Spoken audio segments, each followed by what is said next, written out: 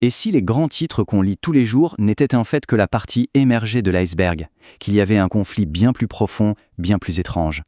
Aujourd'hui, on va décortiquer une théorie assez complexe qui fait le lien entre l'affaire Epstein et une vision du monde où une lutte secrète pour le contrôle planétaire serait en cours. Alors, tout commence avec cette phrase. Une phrase particulièrement percutante, prononcée par la porte-parole du ministère russe des Affaires étrangères. C'est vraiment la citation qui, selon la source, sert de détonateur à toute cette affaire. Parce que selon la source qu'on analyse, cette déclaration officielle change complètement la donne. Une idée qui, jusqu'ici, circulait un peu en marge, se retrouve tout d'un coup propulsée sur la scène internationale. Et ce visuel, il résume parfaitement cette idée centrale. On passe de ce qui était considéré comme une simple rumeur, une discussion de comptoir, à un véritable sujet diplomatique. Et la publication des dossiers Epstein, bien sûr, a joué un rôle clé là-dedans. D'ailleurs, la source va plus loin. Elle présente ça comme une victoire significative. Un sujet qui était autrefois moqué, tourné en ridicule, devient soudainement impossible à ignorer dans le débat public.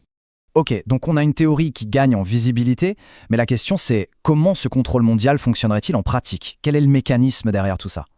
La théorie part d'un postulat assez simple. Il existerait une méthode, une seule, pour s'assurer de la loyauté de toutes les personnes influentes de la planète, que ce soit en politique, en économie ou même dans le monde de la culture.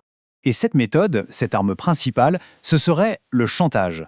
L'idée est assez directe, on piège les élites dans des situations compromettantes pour ensuite les tenir. Et voilà comment ça se décomposerait en 3 étapes très claires. D'abord, on compromet les élites avec des actes répréhensibles. Ensuite, on se sert de ça pour les faire chanter.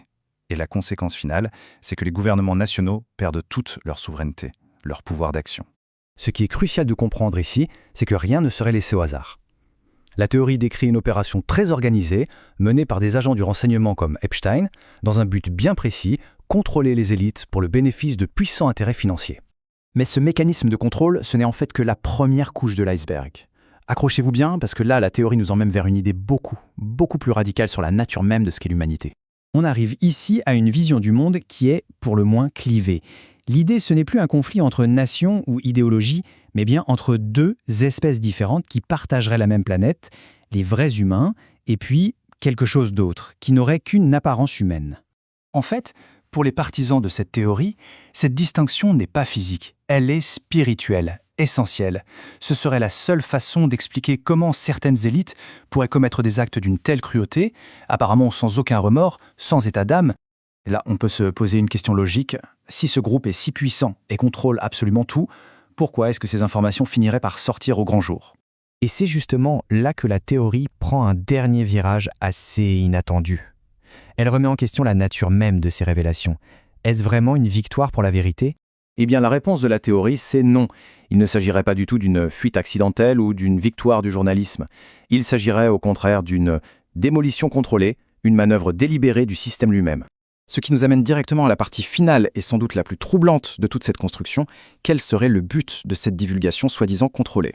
L'idée est celle d'une régénération. Le système se débarrasserait de ses membres les plus compromis, de ses déchets, pour calmer l'opinion publique. Un peu comme un serpent qui fait sa mue pour survivre et repartir de plus belle. Donc, pour résumer, pendant que le grand public a l'impression d'assister à un grand déballage, à une victoire de la vérité, la théorie soutient que c'est une illusion. En coulisses, la structure de contrôle serait en train de se reconstruire, de se renforcer discrètement. Et tout se termine sur cette question. Une question assez dérangeante posée par la source. Elle renverse complètement la narration et nous laisse avec cette interrogation. La personne qu'on pensait être à l'origine de la libération, pour qui travaille-t-elle vraiment au final?